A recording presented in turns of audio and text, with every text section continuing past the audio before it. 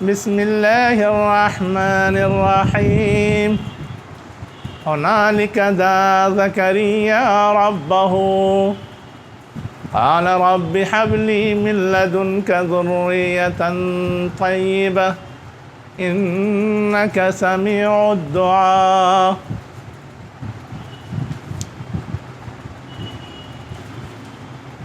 شروع اللہ کے نام سے جو انتہائی مہربان، ہمیشہ رحم فرمانے والا ہے۔ ہنالک، اس وقت یا اس جگہ، دونوں معنی آتا ہے اس کا۔ زکریا نے اپنے رب کو پکارا یا دعا کی۔ قال، کہا، رب میرے رب، حب لی من لدنک، تو دے مجھے اپنے پاس سے، ذریۃً طیبۃً، پاکیزہ نسل، انک سمیع الدعاء، بے شک تو سننے والا ہے۔ اب یہ جو کہا جا رہا ہے اس وقت یا اس جگہ، تو کس وقت اور کس جگہ؟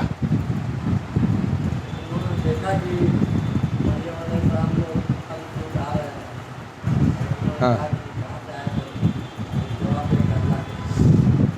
یعنی جب وہ مریم علیہ السلام کی کفالت کر رہے تھے اور اس کفالت کے دوران اس کے پاس ملنے، دیکھنے، سننے جاتے تھے، تو وہاں انہوں نے دیکھا کہ کھانے پینے کے سامان موجود ہیں۔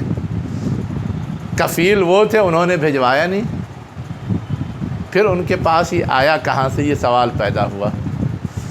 تو مریم علیہ السلام نے بتایا کہ اللہ تعالیٰ بھیجتا ہے، یعنی ظاہری اسباب کے بغیر اللہ کی طرف سے وہ ساری چیزیں مہیا کی جا رہی تھیں۔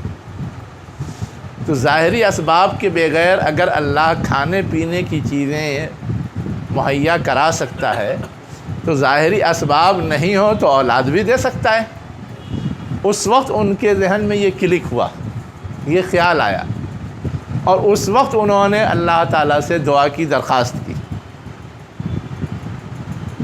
کہ اپنے پاس سے مجھے پاکیزہ اولاد دے دیں۔ کیا معلوم ہوا؟ معلوم یہ ہوا کہ ایک آدمی کے ساتھ کوئی چیز پیش آتی ہے، اس سے دوسرے لوگ بھی کچھ سیکھتے ہیں، سیدھے سیدھے، چاہے وہ وقت کا نبی ہو یا کوئی بھی ہو، ہر ایک دوسرے سے بہت کچھ سیکھتا ہے اور ایک دوسرے کو بہت کچھ سکھاتا ہے۔ زکریا علیہ السلام نے اس وقت یہ احساس کیا، حالانکہ نبی تھے، پہلے بھی یہ بات سمجھتے تھے، لیکن کب کون سا احساس جاگ جائے، کب کون سا احساس بیدار ہو جائے، وہ اصل سوال ہوتا ہے، اور کس بنیاد پر، کس بیس پر وہ احساس جاگے۔ دوسری چیز جو اس آیت میں سمجھنے کی ہے وہ یہ ہے کہ زکریا علیہ السلام نے جو اولاد مانگی، اولاد کی درخواست کی، تو صرف اولاد کی درخواست نہیں کی، پاکیزہ اولاد کی۔ اب پاکیزہ اولاد کا مطلب کیا ہوتا ہے؟ فرما بردار ہو، نیک ہو، نیکی کی علم بردار ہو، نیکی کو پھیلانے والی ہو، وہ سارے مفہوم ہیں اس میں۔ نتیجہ کیا نکلا؟ نتیجہ یہ نکلا کہ کسی بھی انسان کو اگر اولاد کی خواہش ہوتی ہے تو صرف اس لیے کہ میرے بعد میرا نام چلے گا، اس لیے اولاد کی خواہش کوئی معنی نہیں ہے۔ مومنانہ شان کا تقاضا یہ ہے کہ اولاد کی خواہش بھی ایمان کے تناظر میں ہو، ایمان کے ساتھ ہو، نیکی اور بھلائی کے تصور کے ساتھ ہو، اور یہ اگر ہوگا تو دعا بھی کرے گا، چاہے گا بھی تو نیک اولاد چاہے گا، اور اگر اولاد مل گئی ہے تو اس کو نیک بنانے کی کوشش بھی کرے گا، نیک بنانے کی کوشش بھی کرے گا۔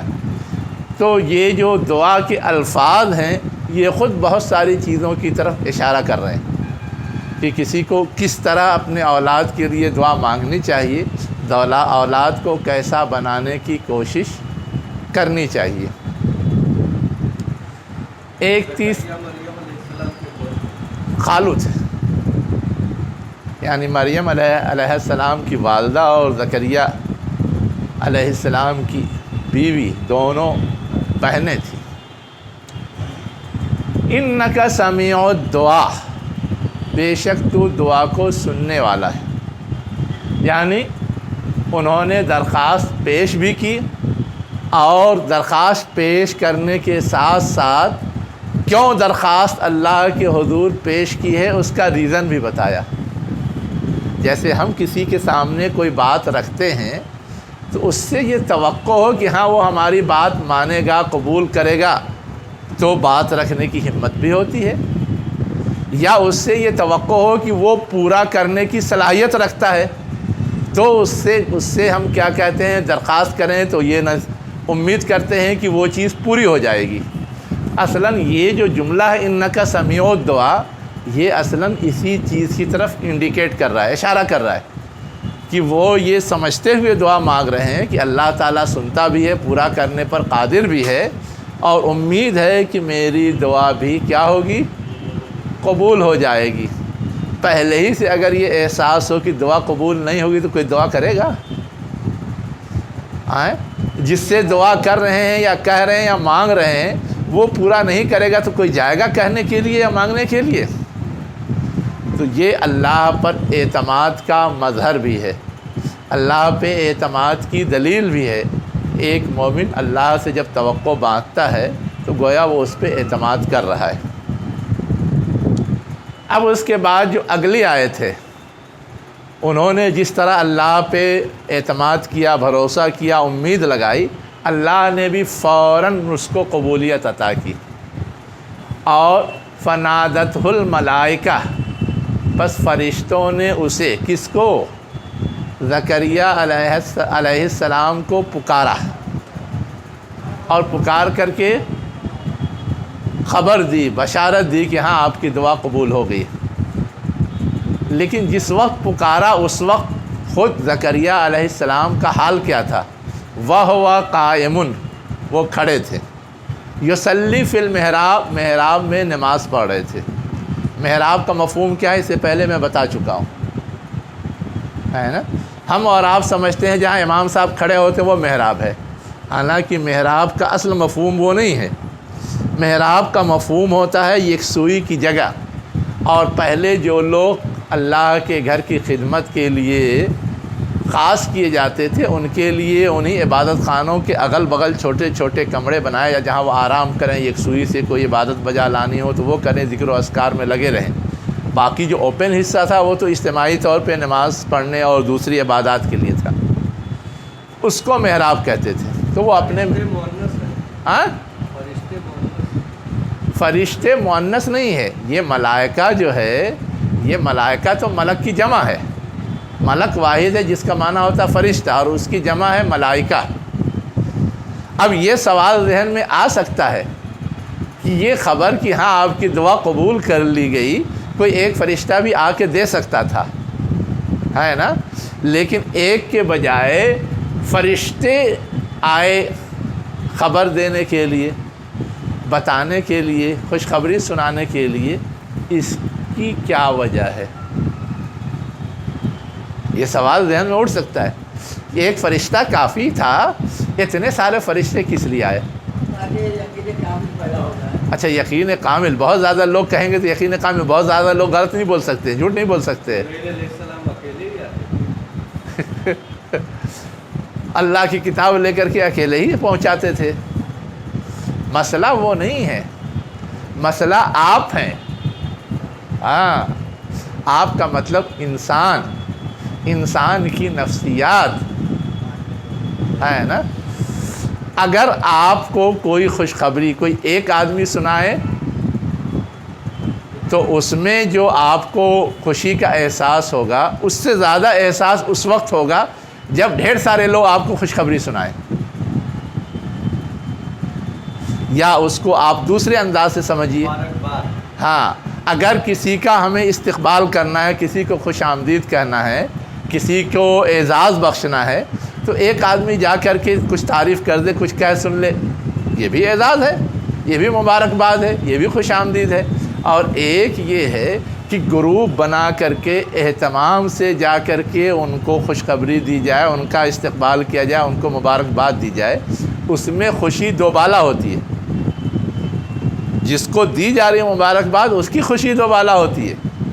اسی لیے بڑے لوگوں کو مبارکباد دینے یا خوشخبری دینے کے لیے پورا گروپ یا ہجوم جاتا ہے۔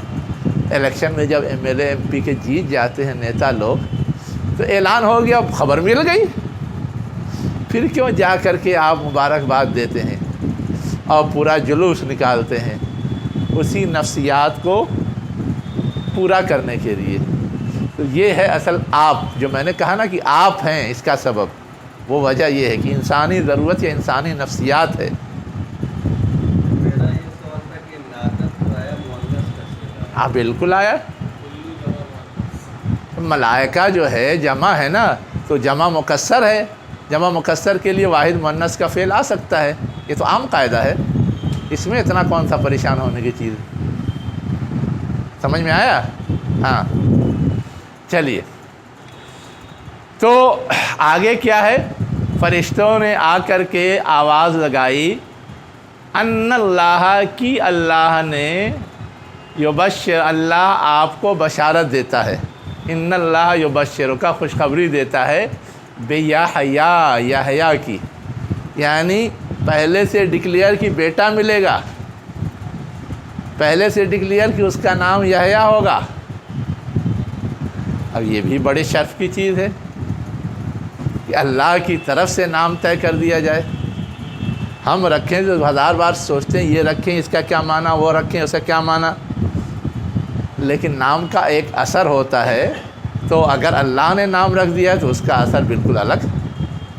بہرحال ان اللہ یبشرک بیحییٰ، اللہ تمہیں کیا کر رہا ہے؟ بشارت دیتا ہے یحییٰ کی۔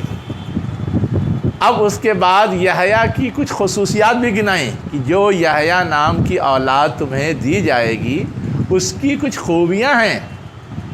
اب پہلے ہی سے اگر یہ ڈکلیئر ہے کہ ان خوبیوں کی مالک اولاد ہوگی تو خوشی اور دوبالا ہوگی، اس لیے کہ اللہ کی طرف سے اعلان ہے تو گارنٹیڈ ہے۔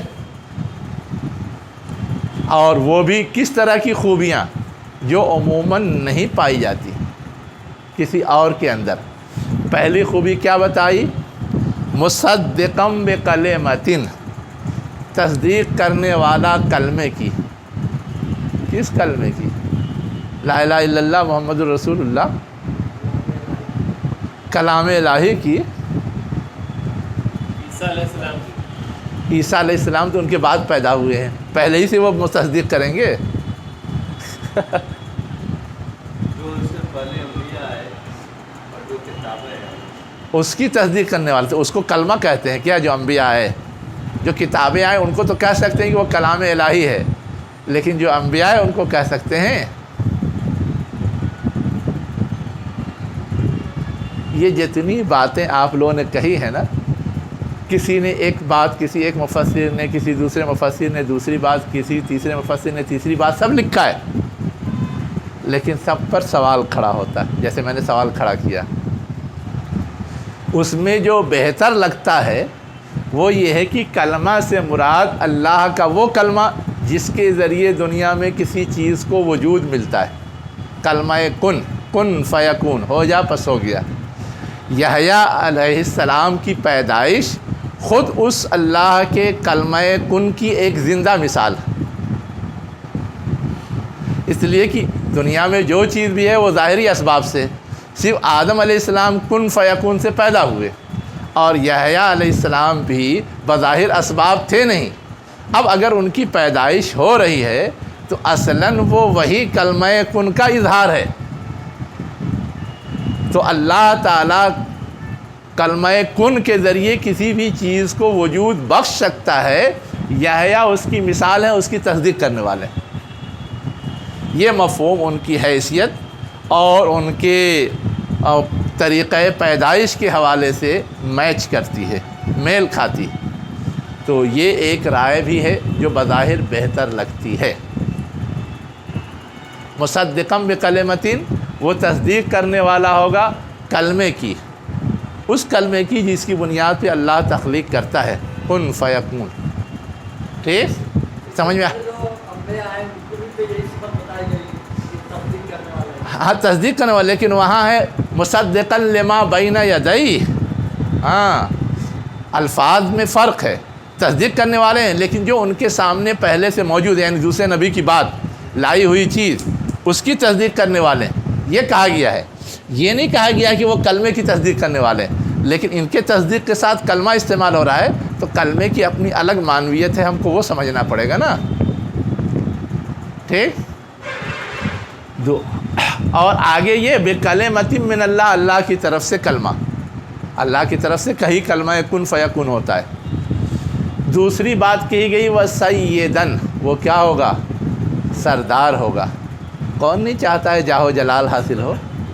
اگر پہلے سے بتا دیا کہ بیٹا سردار ہوگا تو خوشی تو اور پڑھے گی۔ تیسری خوبی بتائی گئی وہ حسوراً، حسور کس کو بولتے ہیں؟ شرمیلا،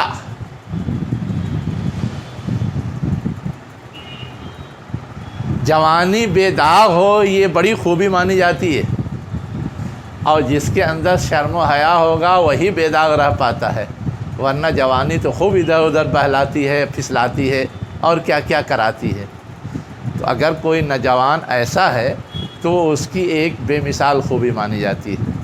حسوراً ایسے ہی فرد کو کہتے ہیں جو اپنے نفس پہ کنٹرول رکھتا ہو اور جس کے حیا اور شرم کی خوبی ایسی ہو کہ وہ اس کو کسی غلط راہ پہ نہ لے جائے۔ وَنَبِيًّا مِّنَ الصَّالِحِينَ، جہنم کے لیے بھی یہ لفظ، کس کے لیے؟ جہنم کے لیے یہ مادہ الگ، حسیرہ، وہ سین ہے سین یہ رے، جھلسانے والی، اور یہ سواد ہے نا، فرق ہے دونوں میں۔ وَنَبِيًّا مِّنَ الصَّالِحِينَ، اور وہ نبی ہے یا نبی ہوگا نیک لوگوں میں سے ہوگا۔ اب اتنی ساری خوبیاں بتا دی گئی تب تو خوشی سے اور بم بم ہو جائیں گے، لیکن انسان تو انسان ہی ہے نا، اس کو فرشتے آ کے خبر دے رہے ہیں، وہ کیا کہہ رہا ہے؟ قالا، اس نے کہا رب، اے میرے رب، انا یکون لی غلام، مجھ کو کہاں سے بیٹا ہوگا؟ کیسے بیٹا ہو سکتا ہے مجھ کو؟ وقد بلغنی الکبر، یہاں تک کہ بڑھاپا مجھ تک پہنچ گیا ہے۔ حسیرہ، کیا ہے؟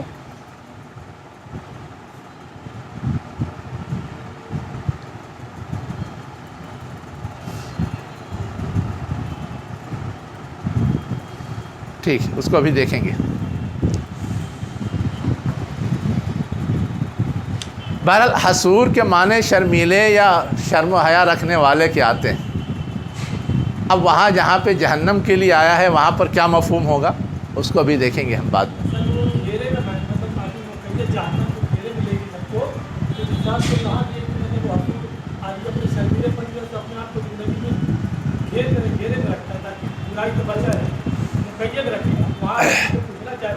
ہاں نہیں، اصل میں حصر کا لفظ تو آتا ہے کسی چیز پہ زور دینے کے لیے، جیسے تاکید کے لیے کسی لفظ کو اس کی جگہ سے ہٹایا جاتا ہے تو کہتے ہیں یہ حصر کے لیے عربی گرامر میں۔ جیسے نعبدو کا، ہم تیری عبادت کرتے ہیں، اب کا کو پہلے لایا گیا ایاک نعبدو، تو ایاک حصر کے لیے، اور اس کا ترجمہ کرتے ہیں تیری ہی، تاکید کے لیے، زور کے لیے۔ تو حصر کا اصل مفہوم تو وہ ہے تاکید اور زور ہے نا۔ اب یہ تاکید اور زور کسی چیز کو دباؤ میں لے لیتی ہے، کسی چیز کو کیا کہتے ہیں کنٹرول میں رکھتی ہے، اس لحاظ سے شرمیلے پن والی بات تو میچ کر جاتی ہے، لیکن جہنم کو حسیر کہا گیا ہے. اب وہ جکڑ کے رکھے گی یہ مفہوم اگر لیں تو کسی درجے میں وہ مفہوم آ سکتا ہے کرنا اور پریشان کرنے کے معنی میں ہے نا. لیکن ابھی اور اس کو چیک کرنا چاہیے استعمالات کے لحاظ سے عربی زبان میں. امام راغب اصفہانی کی لغت ہے نا مفردات القرآن، وہ اس معاملے میں سب سے اچھی ہے. اس کو دیکھیں، اس کا اردو ترجمہ بھی ہے، عربی میں بھی وہ ہے. جو دیکھنا ہو دیکھیے، وہ مل جائے گا سب. میں دیکھوں گا پھر بتاؤں گا، اس لیے میرے ذہن میں تو وہ تھا سین سے، اس لیے میں نے وہ بتایا کہ کس انداز سے اس کا مفہوم متعین کیا ہے لوگوں نے. تو یہاں بات ہو رہی تھی قد بلغنی الکبر، بڑھاپا، بڑکپن، بڑائی یعنی بڑی عمر مجھ تک پہنچ گئی، یعنی میں بوڑھا ہو گیا ہوں. وامراتی عاقر، اور میری بیوی کیا ہے؟ عاقر ہے، بانجھ ہے. یہ انہوں نے بظاہری اسباب سے ہٹ کر کے ایک چیز ہو رہی تھی تو ان کے ذہن میں جو اشکال تھا وہ رکھ دیا. تو جواب دیا گیا کیا؟ قالا، کہا، کذالک، ایسا ہی ہوگا. اللہ یفعل ما یشاء، اللہ تو جو چاہتا ہے کرتا ہے. تو تم کو یہ ناممکن کیوں لگ رہا ہے؟ تم اسباب کے چکر میں کیوں پڑ گئے ہو؟ گویا ان کو اللہ کی جو اصل پوزیشن تھی اس کی طرف متوجہ کر دیا گیا تاکہ وہ اسباب کے چکر سے باہر آ جائے، اور جواب گویا اس میں ہو گیا. اب یہاں پر اس آیت میں ایک سوال اور لوگ اٹھاتے ہیں، ٹیکنیکل گرامر والا. وامراتی، امراۃن مؤنث ہے، بیوی کو بولتے ہیں یا عورت کو بولتے ہیں، اور یا مانے میں، امراتی میری بیوی. اور اس کے لیے آگے جو بات آ رہی عاقرن، بانجھ ہے، وہ لفظ مؤنث نہیں ہے. وہ لفظ کیا ہے؟ بظاہر مذکر جیسا ہے، جیسے ناصر ہے، ضارب ہے، فاتح ہے، ویسے ہی عاقر ہے. تو مؤنث کے لیے یہ مذکر والا کیوں آیا؟ کیوں نہیں عاقرتن آیا؟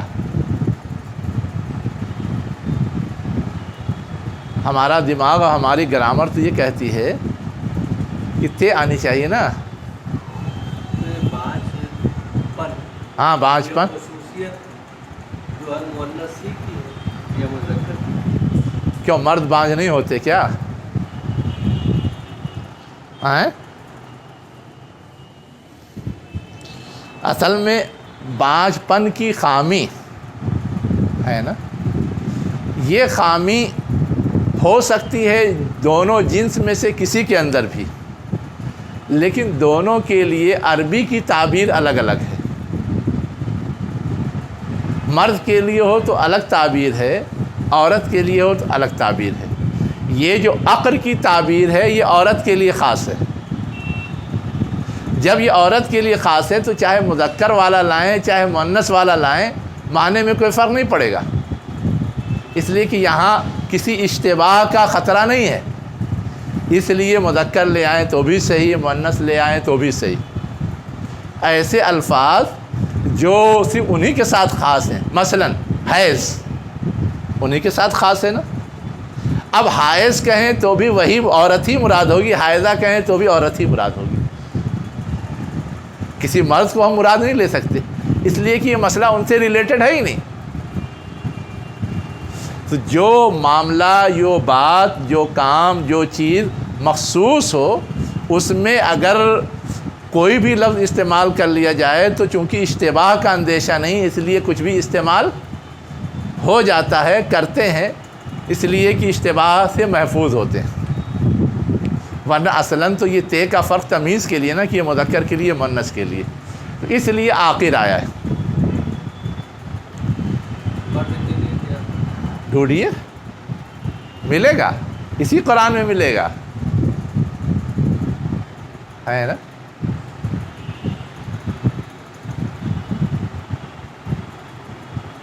یہ کون سی سورہ ہم لوگ پڑھ رہے ہیں؟ آل عمران، جہاں پہ زکریہ علیہ السلام کا قصہ آیا ہے سورہ مریم کے اندر.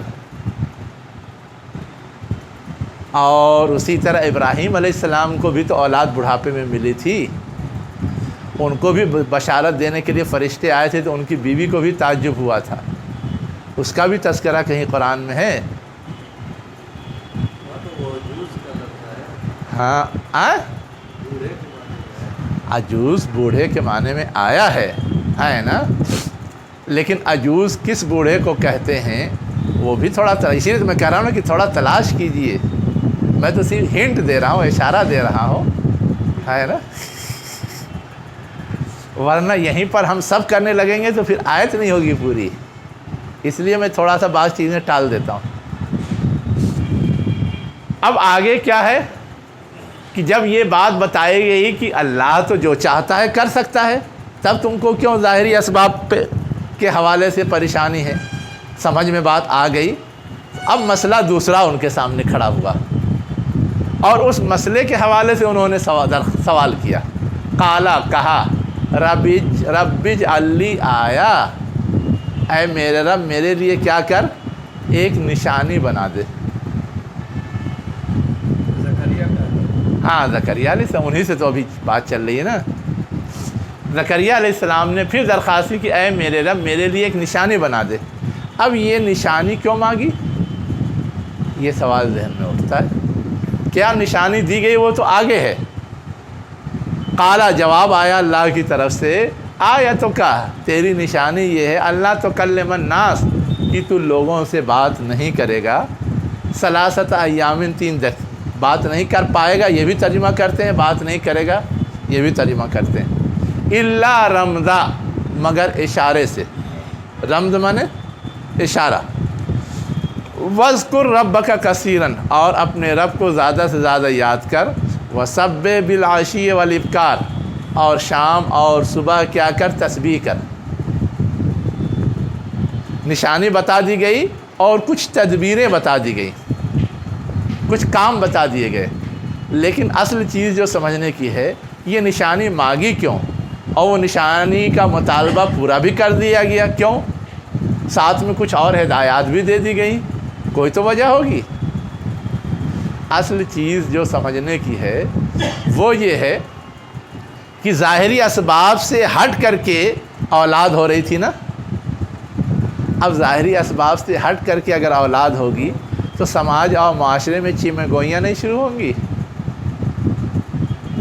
کیسے ہو گئی، کچھ معاملہ گڑبڑ لگتا ہے وغیرہ وغیرہ۔ تو اب اس سے بچنے کے لیے اگر اللہ کی طرف سے کوئی نشانی دے دی جاتی ہے تو معاملہ ٹھنڈا ہو جائے گا نا، اس لیے انہوں نے درخواست کی کہ کوئی نشانی دے دے جس کے ذریعے یہ ثابت ہو جائے کہ اللہ تعالیٰ اسباب سے ہٹ کر کے کچھ بھی کرنے پر قادر ہے نا، کوئی چیز ملی ہوئی ہو وہ چھین بھی سکتا ہے، چاہے بظاہر اسباب موجود ہیں، اور کوئی چیز نہیں ملی ہوئی ہے، اسباب نہیں ہے، پھر بھی وہ دے سکتا ہے۔ تو اب یہ جو کہا گیا کہ 3 دن تک بات نہیں کر سکتے، اب تک تو بات کر رہے تھے، 3 دن کیوں گونگے ہو گئے؟ جو اسباب ظاہر تو زبان بھی ہے، کان بھی ہے، آنکھ بھی ہے اور سب کچھ ہے، لیکن پھر بھی نہیں بول پا رہے ہیں، پھر بھی بات نہیں کر رہے ہیں۔ تو ظاہری اسباب کو اصلاً اللہ تعالیٰ کنٹرول کرتا ہے، یہ اصل سمجھانا ہے۔ بہتر ترجمہ کون سا ہے؟ بہتر ترجمہ یہ ہے کہ تم لوگوں سے 3 دن تک بات نہیں کر سکو گے مگر اشارے سے۔ اس میں یہ بات کلیئر ہوتی ہے کہ اللہ تعالیٰ نے پہلے صلاحیت دے رکھی تھی، اس سبب کو روک کے یہ مظاہرہ کیا کہ اللہ تعالیٰ اسباب کو کبھی بھی روک کر کے چیزوں پہ بریک لگا دیتا ہے، یہ اس کی صلاحیت ہے، اور اسی طرح اسباب نہیں ہوں پھر بھی وہ اس کو دوسری راہیں دوسرے طریقے سے پورا کر دیا، جیسے اشارے سے۔ تو یہ مفہوم لوگوں نے بیان کیا ہے۔ اگر وہ خاموشی اختیار کرتے قدرتی طور پر، ہاں لوگ الزام لگائیں گے کہ یہ تو ابھی تک بول رہے تھے، ہاں یہ زبردستی نہیں بول رہے ہیں، ہاں لوگوں کو بیوقوف بنا رہے ہیں، سن کے انسنے ہو رہے ہیں۔ ہاں، اصل میں ہے یہ کہ کسی کے مطالبے کا کوئی جواب نہ دیں، بالکل چپی سادھ لیں، تب تو یہ بات ہے، لیکن چپی سادھنے کے بجائے اگر وہ اشارے سے کوئی بات کر رہے ہیں اس کا مطلب جواب دے رہے ہیں، اس کا مطلب وہ جواب دے رہے ہیں، بول نہیں پا رہے ہیں، تو ان کو لگتا ہے کہ زبردستی گونگے بن گئے ہو۔ نہیں، یہ ہو سکتا ہے کہ زبردستی بن گئے ہوں، لیکن سوال یہ ہے کہ اگر کسی نے کوئی الزام لگایا ہے اور زبردستی وہ گونگا بنا ہے، الزام کا جواب نہیں دے گا کسی بھی شکل میں، نہ اشارے سے دے گا نہ بغیر اشارے کے دے گا۔ کیوں دے گا بھائی؟ جب اس کو اپنے الزام کو چھپانا ہی ہے تو الزام کا جواب کیوں دے گا اشارے سے؟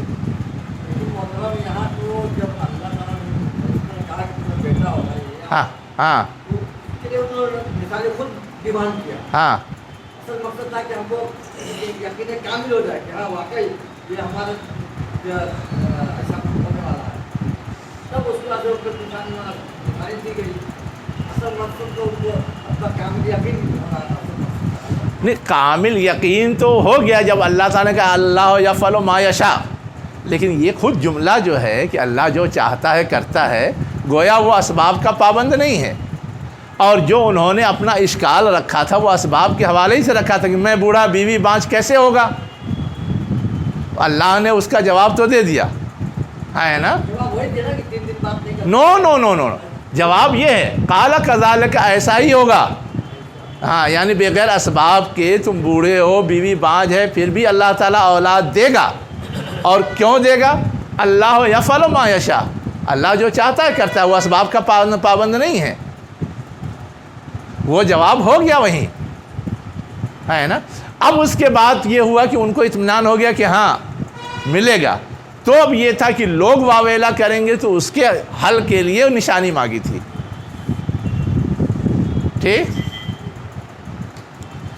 اب اس حل کے ساتھ ساتھ ان کو 2 باتیں اور، وَاذْكُرْ رَبَّكَ كَثِيرًا، اپنے رب کو زیادہ سے زیادہ یاد کرو۔ جب کسی پہ الزام لگتا ہے، پروپیگنڈا ہوتا ہے، تو وہ ٹینشن میں زیادہ ہوتا ہے نا۔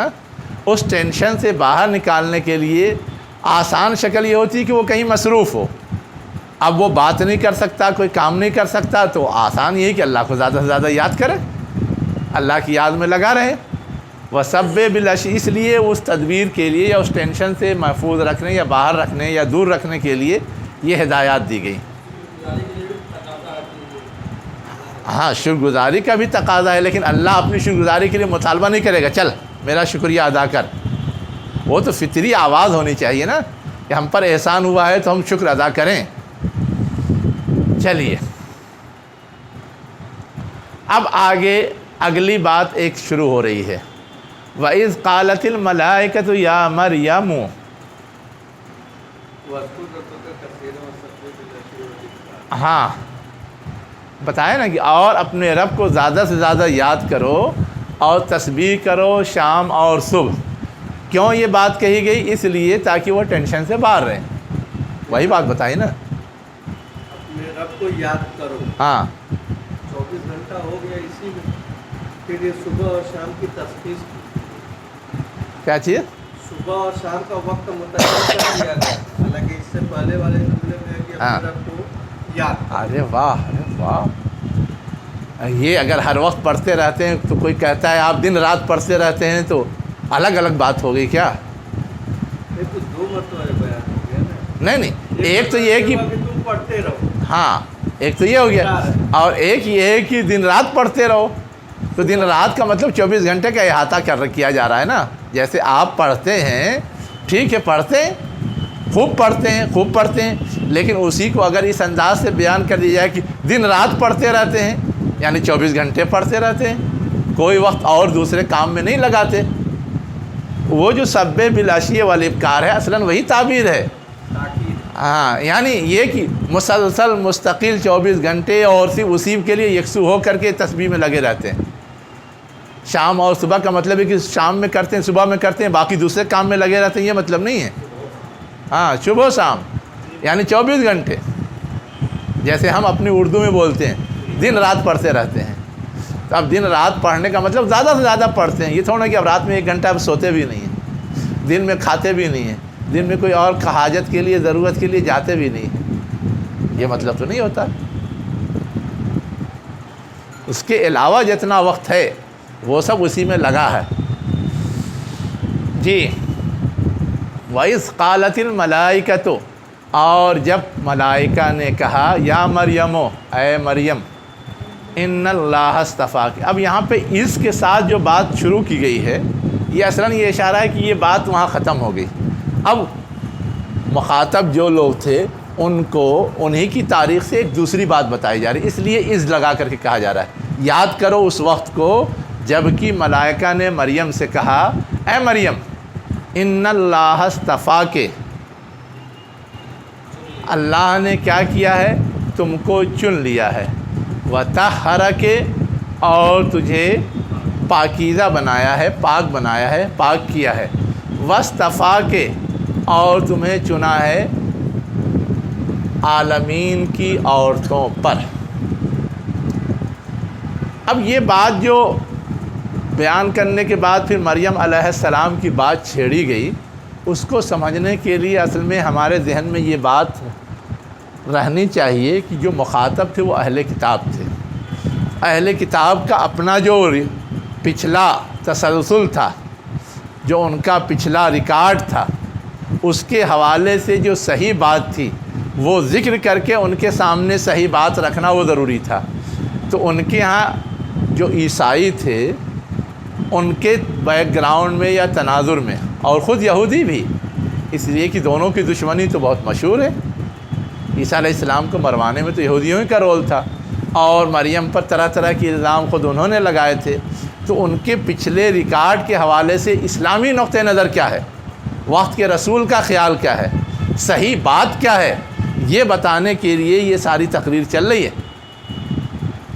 تو اب یہ کہا جا رہا ہے کہ یاد کرو اس وقت کو جب کہ فرشتے نے آ کے مریم سے کہا تھا، کیا کہا تھا کہ اللہ نے تمہیں چن لیا ہے. یعنی مریم کو جو فضیلت حاصل ہے نا، وہ ایسا نہیں کہ اس نے اپنے آپ ڈکلیئر کیا ہو، بلکہ اللہ کی طرف سے عطا کردہ ہے. کیا ہے؟ اللہ کی طرف سے عطا کردہ ہے. یہ بات پچھلے واقعے سے بھی ظاہر ہوتی ہے کہ جب ان کی ماں نے ان کے لیے ایک منت مانی تھی اور بیٹا نہیں ہوا، یہ پیدا ہوئی، تو اللہ نے اس کو بھی قبولیت بخش دی. وہیں سے اللہ کی عنایت شروع ہو گئی. اس کے بعد ان کے لیے روزی کا انتظام ہوا، وہ بھی عنایت شروع ہو گئی. اب اس کے آگے اللہ تعالیٰ نے ان کو اور بھی مختلف مقام عطا کیا. عیسیٰ علیہ السلام کی والدہ ہونے کی وجہ سے وہ بھی ایک اعزاز تھا، ایک نبی کی ماں ہو گئی.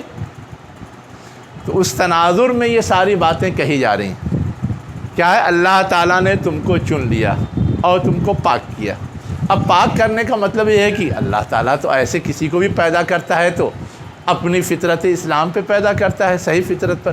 بعد میں لوگ بگڑتے ہیں، لیکن مریم علیہ السلام کے حوالے سے یہ ڈکلیئر کرنے کی ضرورت کیوں پڑی؟ اللہ نے تم کو پاک کیا. اس لیے کہ جس انداز سے عیسیٰ علیہ السلام کی پیدائش ہوئی تھی، اس پر، اس تناظر میں ان پر طرح طرح کے الزام لگے، اور آج بھی ان کی کتابوں میں موجود ہے. یہ قرآن ہے جس نے ان الزامات کی صفائی کی ہے اور اس سے پاک کیا ہے. اور اب ان کے ہاں وہ چیز گویا دب گئی ہے قرآن کے آنے، قرآن کے ڈکلیریشن کے بعد. ورنہ اس سے پہلے تو اس کا خوب یوز ہوتا تھا ان کی مخالفت میں، اور وہ بھی کوئی صفائی دینے کی بہت زیادہ پوزیشن میں نہیں تھے. لیکن جب اللہ کی طرف سے ڈکلیئر ہو گیا، قرآن میں ہو گیا، رسول میں ہو گیا، مسلمانوں کا ایک پورا گروپ اس ڈکلیریشن کی پشت پر ہے، تو اب ان کے لیے تقویت ہے اور یہودیوں کی آواز کمزور ہو گئی ہے. تو یہ جو بات کہی گئی ہے اصلاً اس تناظر میں کہی گئی کہ اللہ تعالیٰ نے تم کو کیا کیا؟ پاک کیا. تم پر جو طرح طرح کے الزامات تھے وہ سارے کے سارے الزامات دھل دیے. اور آگے کہا جا رہا ہے وَاصْطَفَاكَ عَلَىٰ نِسَاءِ الْعَالَمِينَ، اور تمہیں دنیا کی عورتوں پر چن لیا. اب دیکھیے اللہ تعالیٰ نے دو مرتبہ وَاصْطَفَاكَ کہا ہے. کیوں؟ ایک بار تو کافی تھا، لیکن دونوں دو اینگل ہے، اس لیے دو بار کہا ہے. ایک اینگل تو وہ ہے کہ اللہ کے گھر کی خدمت کے لیے عورتیں نہیں رکھی جاتی تھیں، ہمیشہ مرد ڈپیوٹ ہوتے تھے، لیکن تم کو عورت ہونے کے باوجود یہ چانس دیا، یہ اللہ کا فضل تھا، یہ اللہ کی عنایت اور بخشش تھی۔ یہ پہلا وصطفیٰ کا ہے۔ اور دوسرا، عیسیٰ علیہ السلام کی والدہ ہونے کے ناطے اور کلمہ کن کے بدولت عیسیٰ علیہ السلام کی پیدائش تمہارے ذریعے ہونے کے ناطے تمہارا جو ایک اسٹیٹس بنا ہے، یہ اسٹیٹس دنیا کی عورتوں میں کسی کا نہیں ہے۔ یہ اسٹیٹس دنیا کی عورتوں میں کسی کا ہے کہ ظاہری اسباب سے ہٹ کر کے اللہ تعالیٰ نے براہ راست روح اس کے اندر ڈالی ہو اور اس کے ذریعے کسی کی پیدائش ہوئی ہو، وہ بھی پیغمبر۔ یہ جو کہا کہ اللہ تعالیٰ نے تمام دنیا کی عورتوں پہ تم کو چن لیا ہے، اس تناظر میں ہے، اس سیاق میں ہے، اس سے ان کا اسٹیٹس بڑھتا ہے۔ ایسے بھی احادیث کے اندر ہے کہ دنیا کی 4 خواتین جو ہے وہ منتخب خواتین میں ہیں۔ کون کون؟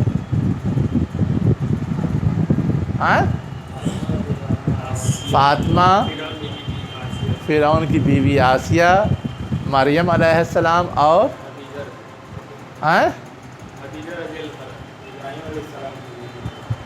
ابراہیم علیہ السلام کی بیوی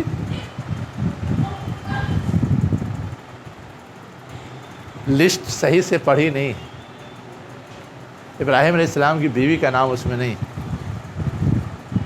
حضرت خدیجہ رضی اللہ عنہا کا نام ہے۔ چلیے بہرحال اب آگے کہا جا رہا ہے یا مریم اقنتی لربک، اے مریم اپنے رب کے لیے یکسو ہو جاؤ، اپنے رب کے سامنے جھک جاؤ۔ قنوت جو بولتے ہیں یکسو ہونے کو، جھک جانے کو، ماتحت بن جانے کو، دعائے قنوت ہم لوگ پڑھتے ہیں نا، وہی قنوت ہے۔ وسجدی، اور سجدہ کرو، ورکعی مع الراکعین، اور رکوع کرو رکوع کرنے والوں کے ساتھ۔ یعنی اللہ پر جو تمہاری اتنی عنایات ہیں، اس کا تقاضا یہ ہے کہ تمہارا یہ کردار ہونا چاہیے۔ کیا ہونا چاہیے؟ کہ تم اپنے رب کے لیے یکسو رہو، اس کو سجدہ کرو، اور رکوع کرنے والوں کے ساتھ رکوع کرو۔ اب یہاں ایک ٹیڑھا سا سوال لوگ اٹھا دیتے ہیں کہ ہم لوگ نماز پڑھتے ہیں تو پہلے رکوع کرتے ہیں، بعد میں سجدہ کرتے ہیں، اور یہاں تو کہا گیا پہلے سجدہ کرو پھر کہا گیا رکوع کرو، یہ کیا ہے؟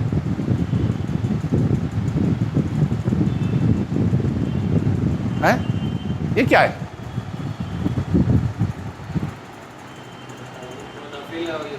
اچھا وہ نفل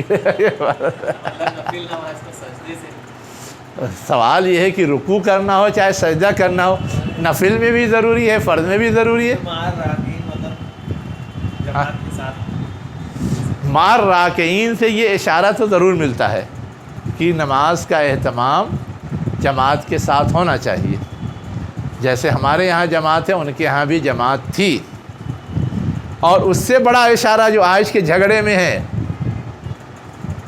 عورتیں بھی جماعت سے پڑھیں، کس کو حکم دیا جا رہا ہے؟ مریم علیہ السلام کو دیا جا رہا ہے کہ رکوع کرنے والوں کے ساتھ رکوع کرو، یعنی وہ اگر نماز پڑھ رہے ہیں گروپ کی شکل میں، جماعت کی شکل میں، بہت سارے لوگ ہیں، تم بھی ان کے ساتھ پڑھو، یعنی عورتیں بھی جماعت میں شامل ہوں، جماعت سے نماز پڑھیں۔ اور ہم حنفیوں نے کیا کیا ہے؟ تو دیجئے حنفی علماء جواب جلدی جلدی۔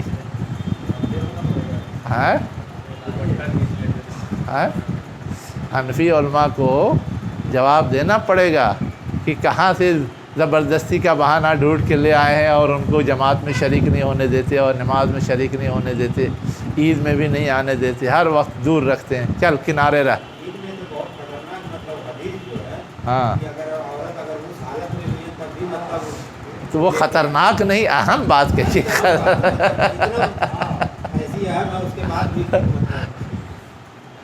تب تو آپ لوگ شروع کر دیجئے، آپ کو کون روک رہا ہے؟ وہ تو مسلک ڈھوتے ہیں، وہ جانے ہے نا، لیکن آپ کو اگر سمجھ میں آ رہا ہے کہ صحیح طرز عمل یہ ہے تو ہم کو وہ کرنا چاہیے. ہم ہاں سوال یہ ہے کہ اگر ضرورت ہے تو ضرورت ایجاد کی ماں ہوتی ہے نا. آپ اس ضرورت کے لیے نظم کیجئے, اس ضرورت کے لیے کیا کیجئے, نظم کیجئے. اور آپ نہیں کریں گے, زیادہ بفریں گی نا تو وہ خود کر لیں گی. میں نے ایسی مساجد بھی دیکھی ہیں جو خود عورتوں نے بنوائی ہیں, ساری ٹرسٹی عورتیں ہیں اور عورتوں کی 5 وقتہ جماعت وہاں ہوتی ہے. اب انہوں نے صرف سہولت کے لیے یہ کیا ہے کہ نیچے مرد اوپر عورتیں, لیکن پوری کی پوری مسجد کا انتظام ان کے ہاتھ میں. امام مرد ہے نا, مرد جب آتے ہیں تو مرد ہیں. اگر صرف ان کی مخصوص جماعت ہوگی تو عورتیں رہیں گی. ایسا ہے بہت. یہ ہندوستان میں, ہاں بتاتا رہا ہوں, ہندوستان میں یہ دیکھیے, تمل ناڈو میں جیسے ہی بارڈر شروع ہوتا ہے نا, ارے جہاں ایک مرتبہ بہت بم بلاسٹ ہوا تھا, چائے کا بغان ہے, ٹورسٹ پلیس بھی ہے, وہیں ہے. نام اس وقت مجھ کو یاد نہیں آ رہا ہے ایکوریٹ, لیکن میں وہ گیا ہوں, اس مسجد میں نماز بھی پڑھی ہے, ان لوگوں سے ملا بھی ہوں. اس لیے میں کہہ رہا ہوں, ایسا نہیں کہ میں سنی سنائی کہہ رہا ہوں, ہے نا. بہرحال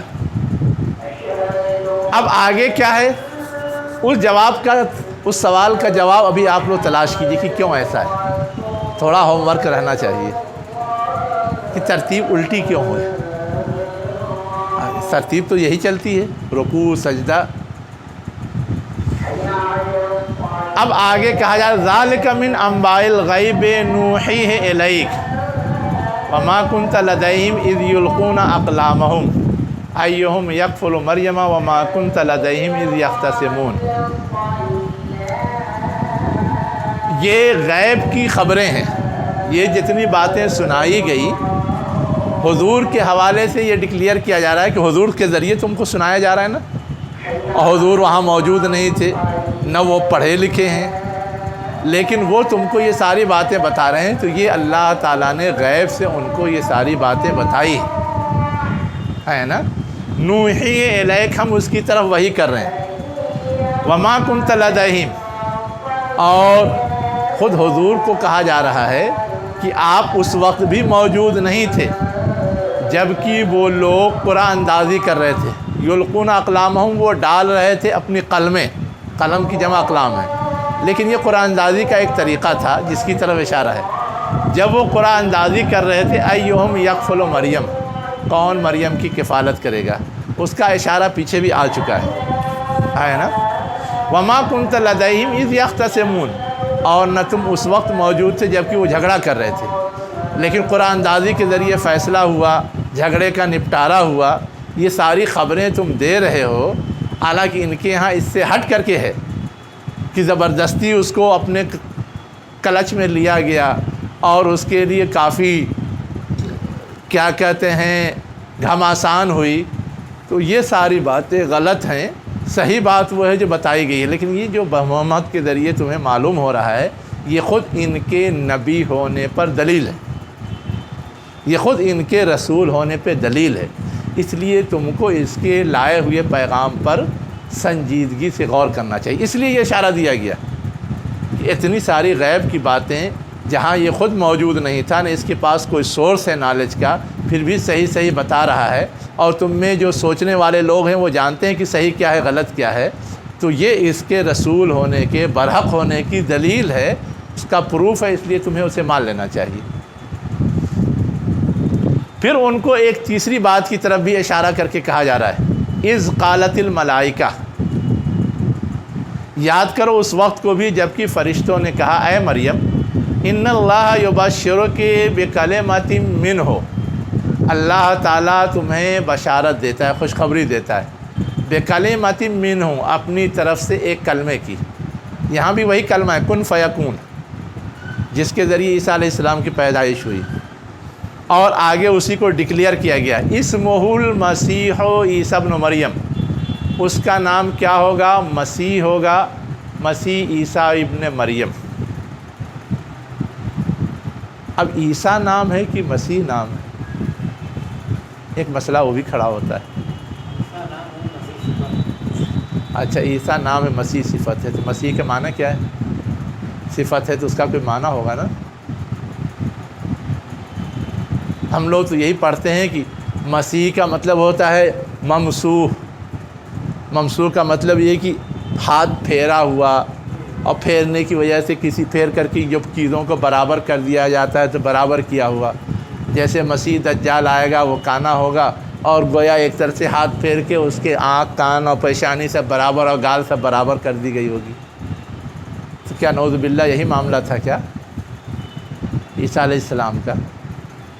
پھر کیوں کہا جاتا ہے مسیح؟ یا اور کوئی معنی ہے؟ مسیحا یہ تو اردو کا لفظ ہے، فارسی سے آیا ہے، اس کے معنی تو علاج کرنے والا ہوتا ہے، بیماریوں کو درست کرنے والا ہوتا ہے، ڈاکٹر۔ یہ مسیحا نہیں، یہ تو مسیح ہے۔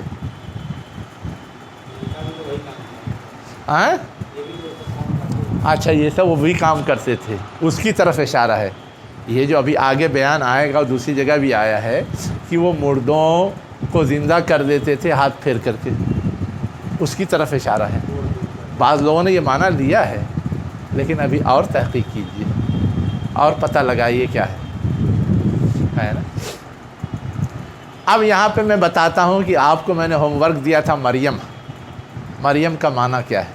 سبق ختم ہو رہا ہے، ابھی تک آپ ڈھونڈ کے لائے نہیں۔ مریم کے معنی آتے ہیں عبرانی زبان میں بلندی کے، بلندی، اونچی چیز، اونچی جگہ۔ چلیے، تو عیسیٰ علیہ السلام کے حوالے سے بھی جو معجزہ پیش آیا تھا اس کی طرف اشارہ کیا گیا، اور اس حوالے سے بھی ان کے ہم بہت سارے خرافات اور غلط خیالات، تصورات پائے جاتے ہیں۔ اس کی اصلاح کے تناظر میں بھی آگے حضور کے ذریعے ڈکلیریشن دیا گیا اور خبر دی گئی تاکہ وہ اور اس پہلو سے بھی کلیئر ہو جائیں۔ آگے کیا کہا؟ وجیہن فی الدنیا والآخرہ، وہ صاحب حیثیت ہوگا۔ وجیح کا مطلب ہوتا ہے اچھے چہرے والا، لفظی معنی تو یہ ہے، لیکن چہرے سے شان کا اظہار ہوتا ہے تو اچھی وجاہت والا یا اچھی حیثیت والا، اچھے مقام والا، یہ سب مفہوم بھی اس کا ہوتا ہے، دنیا میں بھی اور آخرت میں بھی۔ اب دنیا میں بھی اور آخرت میں بھی کا مطلب یہ ہے کہ دنیا میں تو یہودی عیسیٰ علیہ السلام کو نعوذ باللہ حرامی کہتے تھے، ہے نا، اور اتنے مخالف ہوئے تھے کہ سولی چڑھوا دیا تھا، لیکن اس کے باوجود اللہ تعالیٰ نے آج تک ان کا اور ان کے ماننے والوں کی ڈگری باقی رکھی ہے۔ دنیا میں وجیح ہوئے اور آخرت میں بھی ہوں گے، وہ تو وہاں پتہ چلے گا۔ وَمِنَ الْمُقَرَّبِينَ، اور قریبی لوگوں میں سے بنایا، یعنی تم تو ان کو دھتکار رہے ہو، بھگا رہے ہو، بدنام کر رہے ہو، لیکن اللہ کے ہاں ایسا معاملہ نہیں، اللہ کے ہاں ان کا مقام پہلے سے طے۔ تو یہ جو ڈکلیئر کیا، تو اس سے ایک طرح سے عیسائیوں کو حضور کے بیان کے ذریعے ہمدردی ہو گئی کہ یہ یہودیوں کی طرح ہمارے دشمن اور مخالف نہیں ہیں، یہ معقول لوگ ہیں اور عیسیٰ علیہ السلام کے بارے میں معقول رائے رکھتے ہیں۔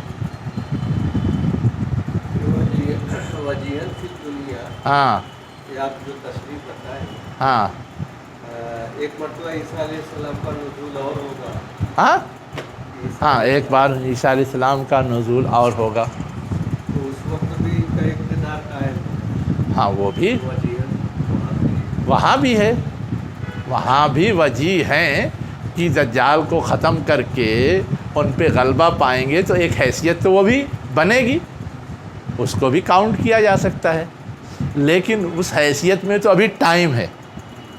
ہم تو صاحب ایمان ہیں اس لیے اس کو مانتے ہیں، لیکن جو چیز پریکٹیکل موجود ہے وہ تو سب مانے گا نا، اس میں ایمان کی شرط نہیں ہے، اس لیے وہ بیان کرنے میں عمومیت اور افادیت زیادہ ہے، اس لیے وہ بیان کیا جاتا ہے۔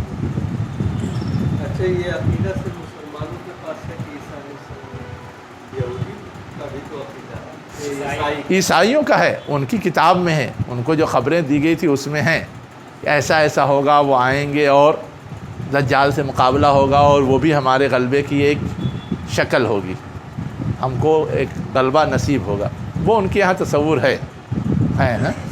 تو اسی لیے ہمارے یہاں بعض لوگ حدیثوں کو ضعیف کہہ کے ٹالنے کی کوشش کرتے ہیں، تو اس کی تائید میں وہ بات آ جاتی ہے تو پھر تھوڑا ان کو ٹھنڈا ہونا پڑتا ہے، ورنہ ہمارے یہاں تو اس طرح کی روایات کا انکار کرنے والے لوگ بھی تو پائے جاتے ہیں۔ غامدی صاحب تو چیلا ہے، ان کے استاد لوگوں نے بھی وہ رائے قائم کی ہے۔ ان کے استاد کون ہے معلوم ہے؟ غامدی صاحب کے استاد ہیں امین حسن اصلاحی صاحب۔ ہاں، تو امین حسن اصلاحی صاحب کی وہی رائے ہے۔